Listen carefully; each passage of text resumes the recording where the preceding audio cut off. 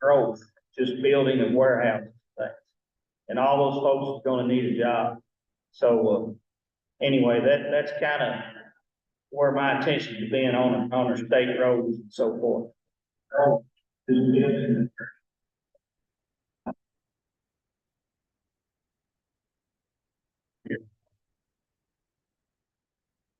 okay. That it? That's it. Thank you, Judge. Good job. Yes, county thing. Yeah, we're wrapping up, all of our paving for the county roads, and state road department has finished project in the county as well. I've been in touch with Scott about inspecting some bridges, and I don't know where we're at with that, Scott, but the main focus, and probably for Trimble, and I'm speaking for Carroll County as well, is Highway 36. Nugent Sand Company just opened up their new river port on Highway 36, and that's going to add a lot of traffic, and especially truck traffic to that highway. And it's, Scott, as you know, it's not in the best shape, so it needs to be widened from the Trimble County, come out of Milton all the way through Carroll County. So shoulders fixed, there's a bridge that needs to be replaced as well. So that could really open up that area for economic development. And I'd say right now, the Highway 36 is the biggest bottleneck. Yeah, I think the biggest problem is that curve down there in town. It is, in that bridge, Scott, that bridge is real narrow, so.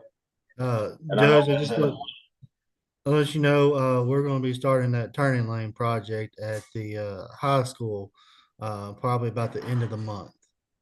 Okay, They're gonna start doing the utility locations this winter, and then pretty much kick off the roadway excavation and stuff in the spring. that's great, that needs to happen, we appreciate that. That's all. Thank you, Judge. As I represent Shelby County, I'll go ahead and try to give you an update. I've kind of been out of the loop on transportation, some of the county maintenance stuff that they're doing. Highway 53, as you all know, I think it's got it, is it 100% complete now? Mount Eden Road? Yeah, pretty much. We still got some punch list stuff, and I gotta fix that the intersection there at 60. But yeah, we're basically done. That's the eastbound, northbound, eastbound turn. Yeah, Out front. yeah, right there by the White House. Yeah, Yeah, yeah, it's, we gotta do some work there. it's a tough turn there, for trucks to turn. Yes, it is. I'm assuming the county's been doing paving around the county. God, you know what, out at exit 28 where they've got that new gravel pad there, Jersey barrier, what's that for? Uh, right there at Simpsonville. I guess Yeah. it's that development there, right across from the outlet mall. Yeah, they're inside. Yeah, it's that development where we stubbed out there on 1848. It's a development. I'm not sure what all's going in there, but yeah. Okay, I just noticed they put in a new gravel line and they bringing in a lot of the Jersey barriers. Yeah. Unit. Yeah, they're using those stub outs we built when we widened 1848 a number of years ago. Gotcha. Okay.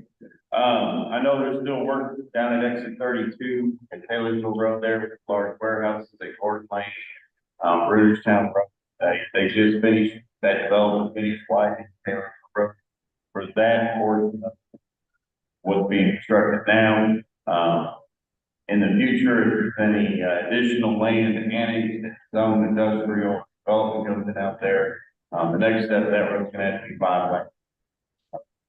Traffic study already that capacity based on current development. Does develop any, they'll have to widen that 5 lane second. True. Taylorsville Road and exit 32 going south. Yeah, that's a permit job. So Yeah. they're still working through a lot of issues on that thing. So I don't know. Our permit division is dealing with that, so it's kind of turning into a mess, but Oh, yeah. And then the north side of that interchange, coming off that westbound, I-64 ramp. That warrants, there will be a traffic signal installed there here in the future. And I think there's some improvements on the ramp and then we've got development just on the north side of there, at the old Town Road. Intersection, traffic signal there, park, so we're getting hit heavy there. Quick trip, large trucks, talk about another truck stop. A lot of transportation plans that have to take place in that area. We don't want it to get and our goal is to hopefully have a road that goes from that intersection westbound all the way to Cleveland, Simpson. Alleviate some issues, hopefully that truck is getting some tax.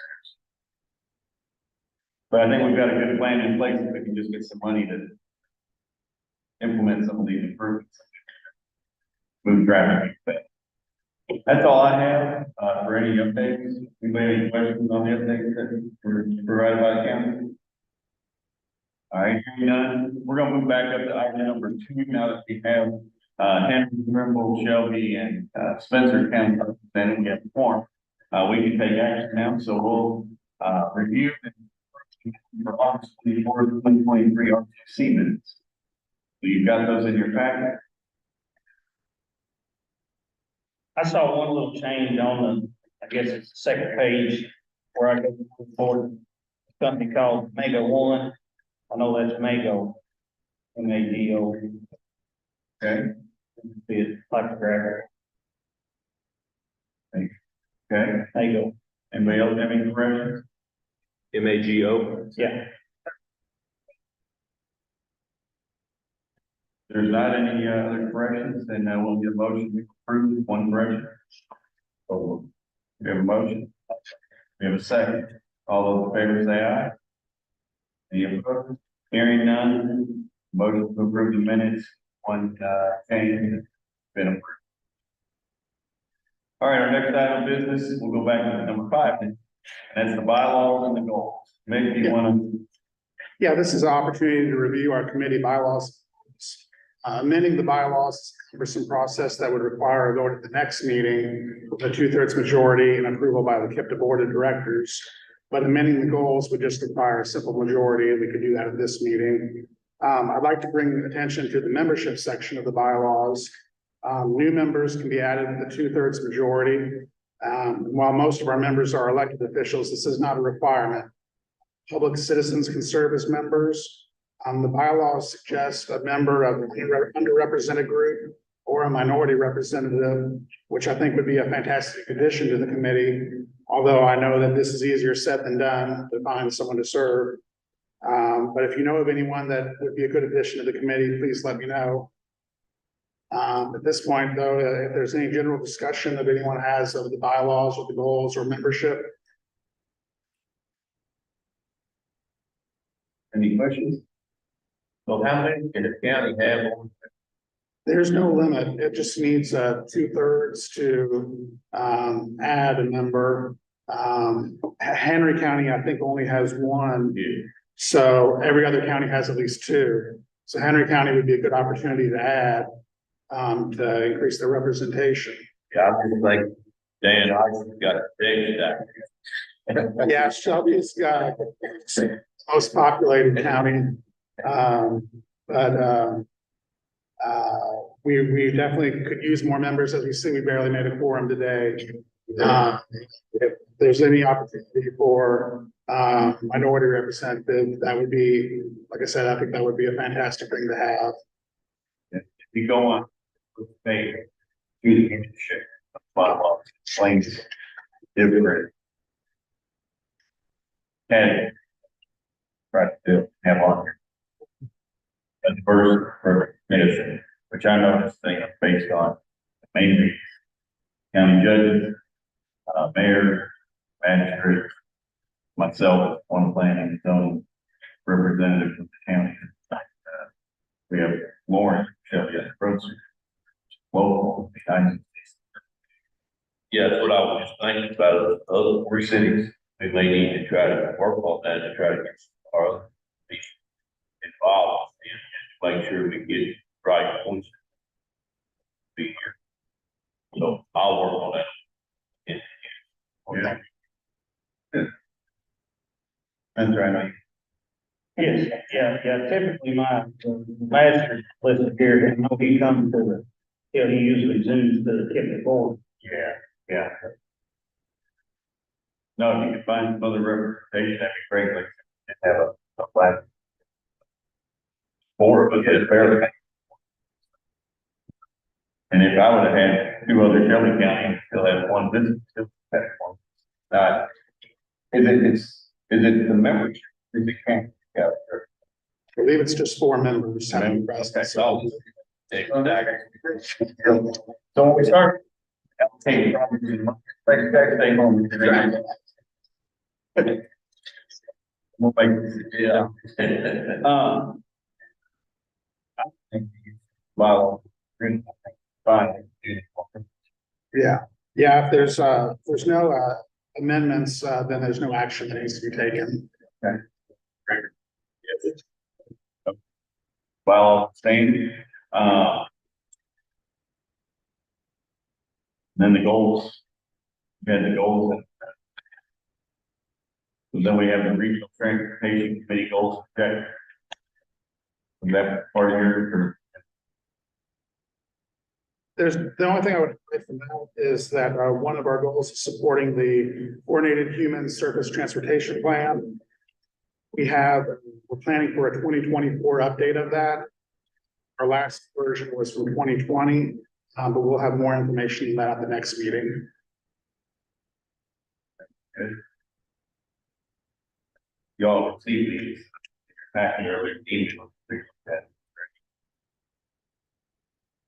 Questions, comments on all okay?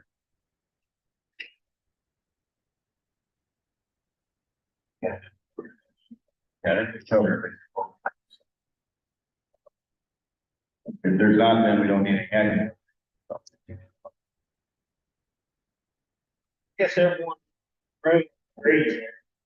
I mean, we're grabbing at every opportunity, at every pot of money that's in Washington and Frankfurt, and, you know, infrastructure. There's no way any of us can probably, you know, remember every single one of them, name by name, but, you know, just, I'm sure we're looking at every single opportunity that, you know, that's there and then that comes about. You know, we talk about sidewalks, talk about roads, bridges, everything, and, they're all very important. But I'm sure we're going after every pot, I'm sure. That's a fair statement. We agree, I mean, Jim does a great job. Yeah. When there's available money, great. Contact us, but it's been good for me. Yeah. We need to call our legislators every day and try to get that pot of money raised safely. That's what needs to start at. Lobby Washington as well, Kentucky, get that. That's because you all read a lot of money, so the strength folks and they're so expensive. That's what makes when it's going to start to get that pot of money changed to state of 10 million to 30. It's $10 million state in Kentucky. You know, with all that damage happened in Eastern Kentucky and Western, that got up quick. So, I mean, like, you know, last night, health meeting with Judge Ice, that, I just mentioned that earlier. That just blew my mind. That they added $1 billion assets. You know, we're on a discussion of taxable assets. The whole county expenditure is 1.8 billion. Shelby County added $1 billion this year. So think of the change, think of the, you know, how all of our infrastructure will be taxed, lack of a better word, as far as what's coming in the future. And the opportunity can easily race ahead of us, we don't want to miss. We can crash it, so. And it's great. I bring it up just because as a judge, and I know you all help, for sure. But anyway, it's pretty, you know, it's out there and we want to grasp it, but, you know, I'll need all the guidance I can get so we can maximize it. It's a coordinated effort between the transportation. So if we know which way, whether it's on the bunnies. We just have that communication. I'll tell you something else, you got 3 new judges. I mean, we drinking from a fire hose, I'm telling you. Yes, man. So, yeah, we need all, yeah, and I know Andy, all of you, we all have to all work together here and try to get what's done as we can for our constituents. I'm telling you, sometimes it's almost overwhelming because you don't get done dealing with one thing, you got a call or like walking in the office about something else. Sometimes you forget, you know, so we need to keep on track with something else. Maybe. We're here to, we're here to help with, and we'll give you the best guidance we have, and some of those names of all those grants, trust us, it's even hard for us to keep track of, and it's probably hard for Howard to keep track of too, I think sometimes. So we're all learning together, there's a little bit more on a couple of grants at the board meeting, I'll be talking about that Safe Streets and Roads for All, I think that's gonna be a transformational project in that it's gonna be bring us all together, the rural group in this room, the urban MPO group for 3 counties in Kentucky, and the Southern Indiana group is gonna be a pretty solid 9-county project. It's gonna have the best safety analysis that Ross County has probably ever seen. So we're really excited to get that kicked off. Hopefully that can be a sign of some good things to come. Some guidance on, hey, let's fix these, got these capacity issues. We're talking about 5 lanes here or 2, but if we've got the best data-driven safety analysis we've ever had, that's gonna be something we build on. I know my senator, she texted me the other day and wanted to know what about on North Main and 55 and Emmett there, light pole right against the road. He said, wonder if we could get something with the sidewalk where the sidewalk and bike path. Get something passed on that to help pay some of that, later. But all, like I say, the light bulb, the road here, you got here, then you got that much space inside. You, like that, kind of get that boosted a little bit, try to get that fixed. Just different things like that. I mean, really anything we can do to help our county, we need to.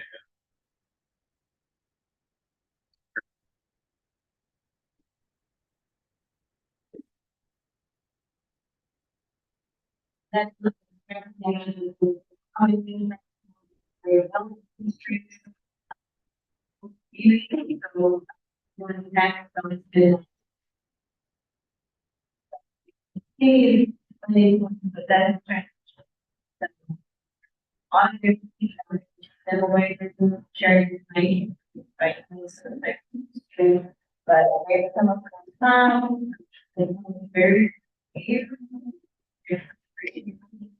So they in touch with them. Next. Point in terms of what I'm ready for, in terms of some requirements, we'll see. But right now, the best time is they're big. Different. All big. So I think that's right. Yeah, it sure does feel like the discretionary grant world that we're living in now, the new highway bill, that's here to stay. I can't imagine that going away. But we'll see in a couple of years, but we've got to get good at it, right? Because everybody else is trying to get good at it too. It is competitive. That's by design. So, and not all the things fit all the projects. Minimum thresholds here, there's some that you can work directly with KYTC, there's some you can't. So we're all learning together, everyone.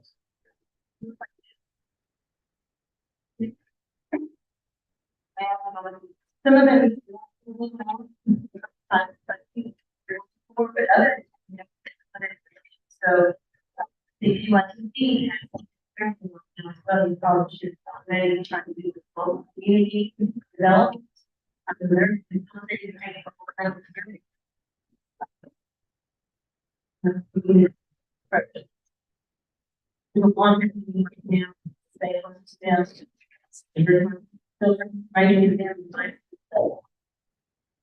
Did you all? Yeah, the community grant is creating vibrant communities. Sent an email last month about it, but it's a KYTC Technical Assistance Program.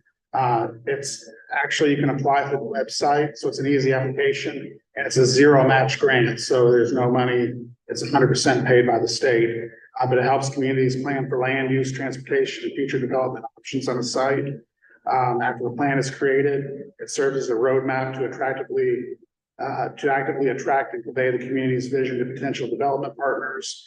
KYTC has a team of consultants that work directly with the community to create a unique plan, and those applications are due by December 11th. Okay, 3 or 4.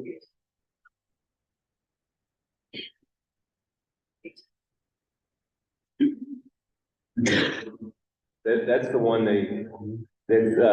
that's interesting. The one thing about that's interesting is they shut out any community over 200,000 and said this is not for big cities. It's only small towns. But anywhere in counties took advantage.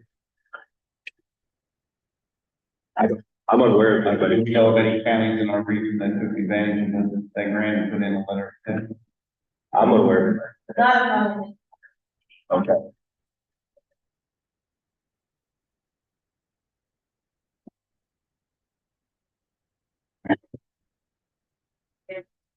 Indiana.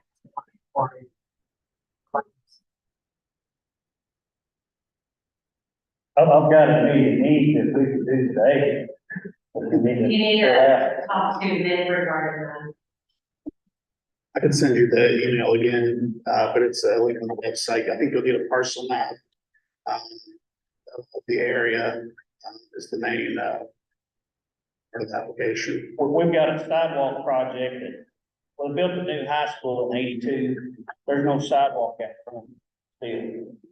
And they applied in 2017 for a federal grant. Well, they got approved for it. They're just now getting the paperwork done. Well, there's only enough money in that project to build half of it. So the other half is gonna be not built. Of course, the mayor came to me and was like, what do we do? I said, take the money, build whatever we can build, and then we'll prove up the other half. You know, down the road, they were discussing scrapping the original, starting over, and then we'll be 5 more years down the road. I mean, just any day, kids will get out on 155. So I mean, is that a project that we can put on this? And is it restricted since it's already been applied to a federal grant? I believe it's for site development. I don't think it's a sidewalk program specifically. Okay. It's for holistic planning, bringing in transportation and land use together, maybe create a new district or something like that. Yeah, we got something like. Y'all have the sidewalk. We. Oh. Okay.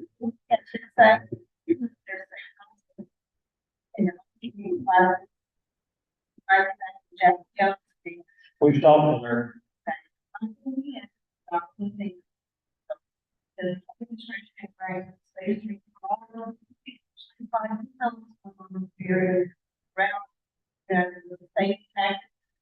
And other things you can do, say, or need for your funds. Joe, you got the same issue that's going on in Boyd County, Indiana, where there was a project to do a giant bike ped trail for $1.5 million. It's gonna be this long. And then they said, we can't afford it, so we're gonna do this. We're gonna do this. To your point, we're gonna get to the logical terminus. Well, now, again, they were here, and they say, hey, sell for here, we'll figure out the rest later. Now, they need another $1 billion for it, just to do that. To do that small part. This inflation that we have right. Almost impossible to. There's a ton of money in the system. But that money is a huge project. Wow. What gets me in this position, we sit here and discuss this and we get that. But everybody outside looking in the window, they don't get it. Sir. They need that sidewalk. 40 years we haven't had that sidewalk. But anyway. All right. Thank you. Let's move on. So on the goals, all that, all agree. You're good. Okay. No action. So our next item, we got 20 minutes left. China, we got giving you plenty of time. So Mick, you want to introduce our next item, is KYTC speaker, Scott? Yes. District 5, right? Speaker Scott Tipton, branch manager for District 5. He's a UK graduate with 18 years experience as a civil engineer. He has a wife, Amanda, and 2 kids, Caroline and Raylan. Raylan is named after the lead character of the show Justified. Scott, take it away. All right, Jenna, I'm gonna share my screen here. My host has disabled the screen sharing. Can that something be done about that? Hold on, Scott, fix it now.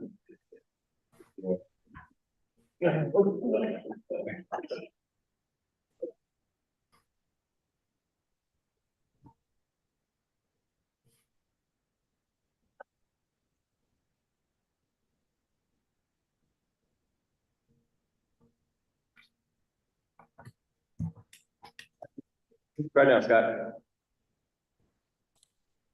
All right.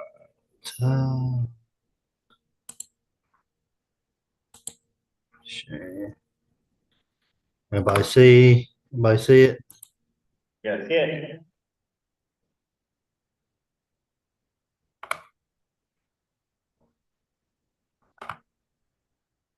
Let's see. All right. So yeah, my name is Scott Tipton, branch manager of project delivery and preservation, which is a fancy term for construction and maintenance. Kind of go over our snow and ice operations for this year. Look at last year, average temperatures in the surrounding area for the winter. That was the 3rd warmest in Frankfurt, 5th warmest in Louisville on record history.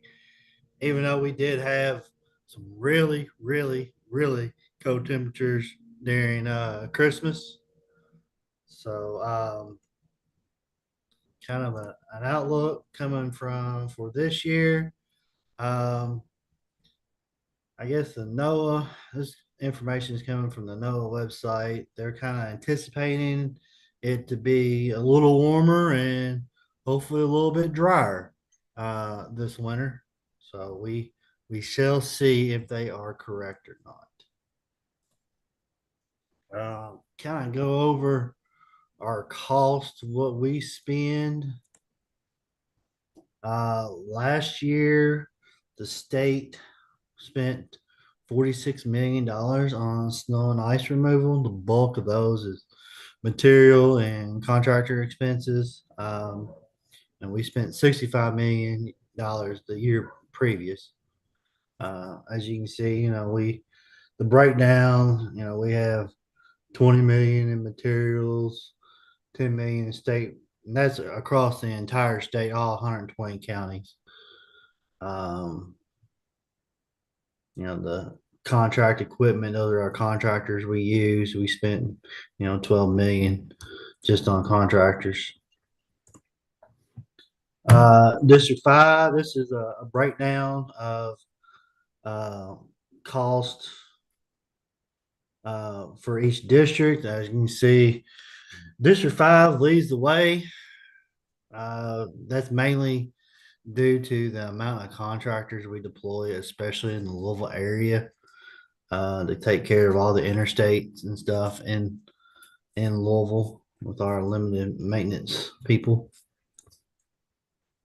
But yeah, it looks like we spent, district alone spent about 8.5 million last year. Gotta go over our coverage and priority. We do have with all our routes, we do have a priority systems in which we hit the roads. Priority one, always interstate first.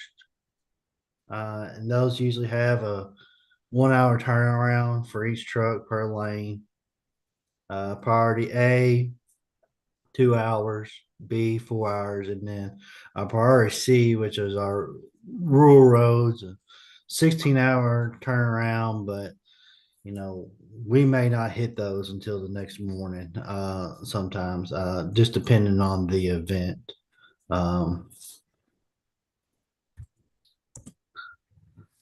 Here's some maps of this is Henry and Shelby. Kind of you can see it's color coded there. Like for Shelby County, priority A's would be 53, 55, 60. The B's would be like 148, 43. And and then our C's are pretty much our other roads. Now, if you all want to check the priority system, you can get on the KYTC website, and there on the top of it, there's a icon for maps, and click on it, and you can go down and hit. There's a snow and ice priority, and you can search for your particular county and get what we have listed as our priority routes. District 5, we serve Bullitt, Henry, Franklin, Jefferson, Oldham, Shelby, Spencer, and Trimble. We're responsible for 3,500 single lane miles of roadway district wide, and 573 single lane miles of interstate. That's for interstate. We have the Metro contract that covers a lot of stuff for Louisville maintenance wise, but kind of go over the materials. For the district, with all of our barns, if we're 100% full, we can hold 42,000 tons of salt, 121,000 gallons of calcium chloride, and 82,000 gallons of brine. We place our salt orders twice a year. We get an order in the fall, and then we have a guaranteed order that we place in around February, March, January. Just depends how much we've used just to fill back up. Here's the list, the price of actual salt. This year we got a new contract with Compass, and our salt actually went down for the district to $90.62 a ton. The statewide average is $106 a ton, but it is very, very expensive. Like right now, I think we have 20,000 tons that we're guaranteed ordered in February. So hopefully it snows enough and we can have those to fill our barns back up and go from there. Here's I thought it was an interesting little chart. And this chart here kind of goes like a melting time, and kind of look, what we base our priority system off of too, a little bit, based on the temperature, pound of salt, it takes about 5 minutes to melt ice. And, once it gets down to, you can see as the temperature drops, 15 degrees, you're looking at over an hour, which typically at 15 degrees, we're using calcium chloride with the salt, which helps the salt melt, helps break it up so we can plow everything off. And then this is also another interesting chart, kind of based on, the weather condition and the temperatures, kind of stuff that we may apply on our on the roads, say example 20-25 degrees, snow, freezing rain. We're gonna plow and apply salt, and probably if it's closer to 25 degrees, we're gonna add some calcium chloride in with the salt to help melt that off, and depending on the rate. And that was the biggest thing that, hurt us like last Christmas. It was so cold. Only thing we could do was just try to plow it off. We had all the big snow drifts and it would just refreeze. And, even, once it gets down to the below temperatures, I mean, we couldn't even, the calcium chloride wasn't even working. I mean, it was, it was a very, very tough event to start off the season, which luckily that was about our biggest event of the year. Let's see here. Equipment management. The district has 99 contract trucks, and that's applied through the counties. I think the majority of them are in Jefferson County and Bullitt County. Frankfort, Shelbyville, and Henry County have contract trucks as well, and Odom County. Got 73 state-owned trucks, and 120,000 gallons of calcium, 83,000 gallons of brine, which we may not have that much on hand because we don't use a lot of brine. For the simple fact we have so much coverage, and also, with our geological area, the majority of our storms systems come in, they always start out as rain and switch over to snow. So when that happens, your brine's just going to get washed off. So it's kind of a waste of time. So we typically do not brine a lot. It has to be a very, very special circumstance if we do brine. But we won't brine all the roads. We'll probably brine maybe the interstate and probably brine the sea routes.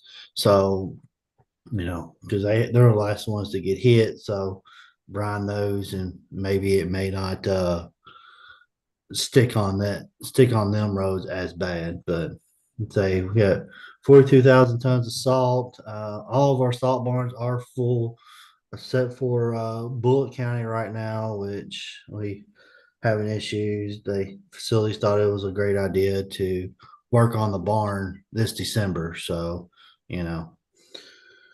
been waiting on it for a few years, and do it this December. So I have to take everything out, which makes everything fun. But all the other barns are full and ready to go.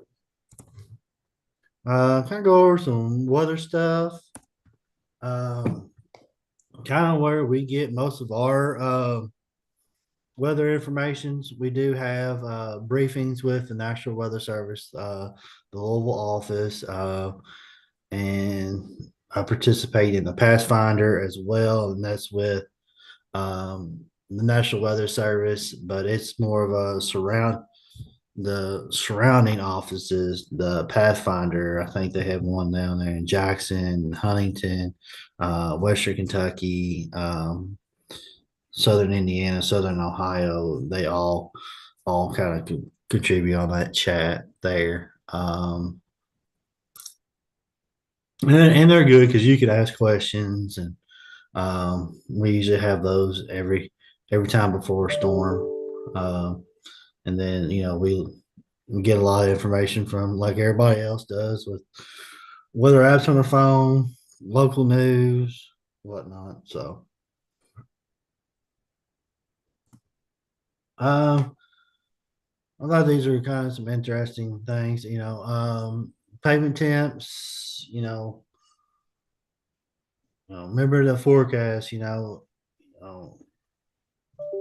it's going to drop below freezing.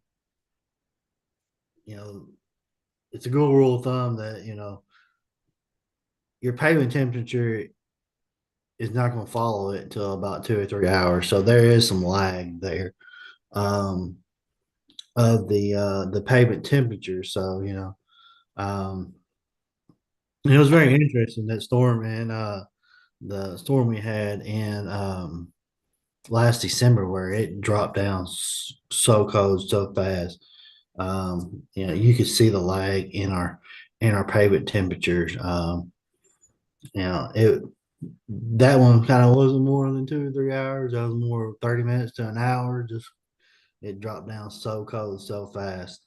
And coldest part of the day is always sunrise.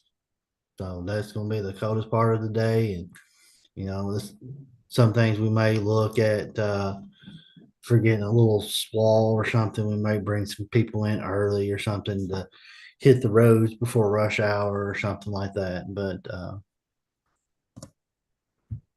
then dew point. Dew point is, when the air temperature is cooled to the dew point, water vapor will condense, so the water in the air. Now we have to keep an eye out for the dew point as well, because you can get black ice and also the bridge is freezing. Um, so if we can see that dew point is gonna get below, but it's not calling for anything, well, we may have to bring some trucks in just to go around and check the bridges. Because they're going to freeze first. They're suspended in air, and that dew point, if it freezes, all that moisture in the air freezes, well, it's going to get those bridges. So, we have our known little slick spots and slick areas. Yeah. Say the block, frost and black ice, black ice is when the pavement temperature is above freezing, then drops below, and then you can get some a thin layer of ice that's formed over the surface. So that's with the dew point and different conditions, moisture, and that's just something we always have to keep an eye on.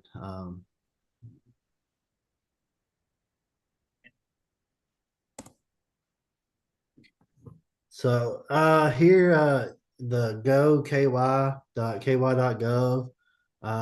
It's a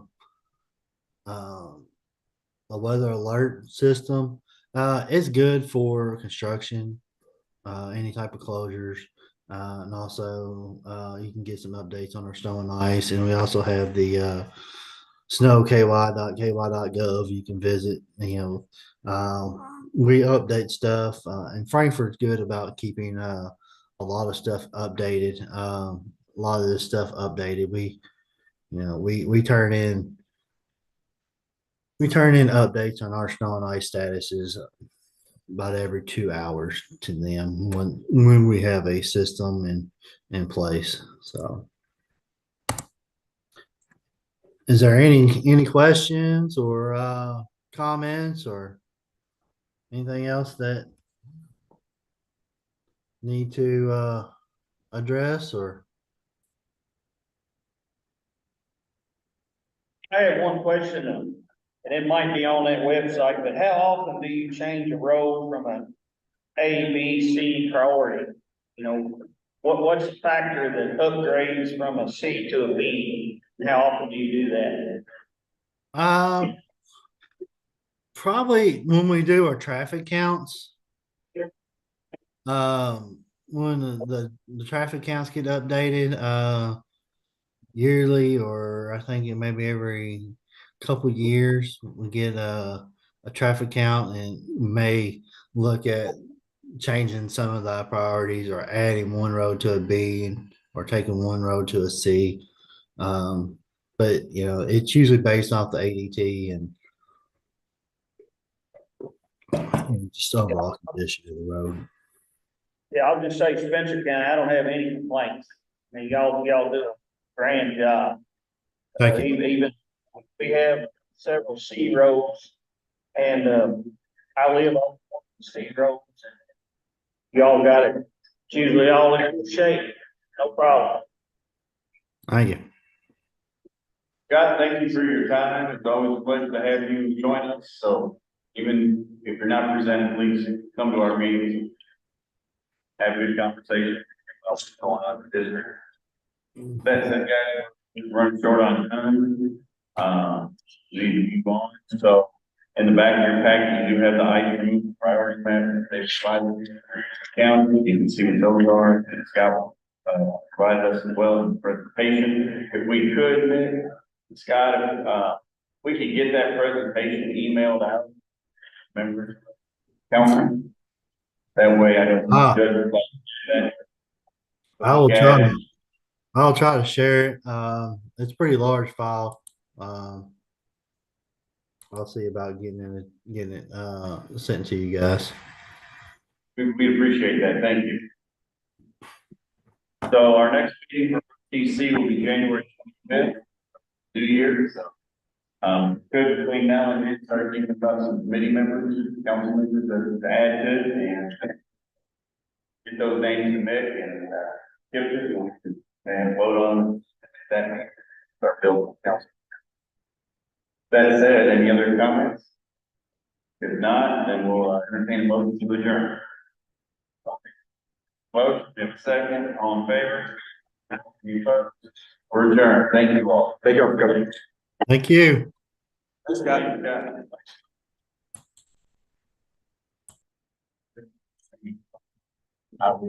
Hey, maybe that's harder.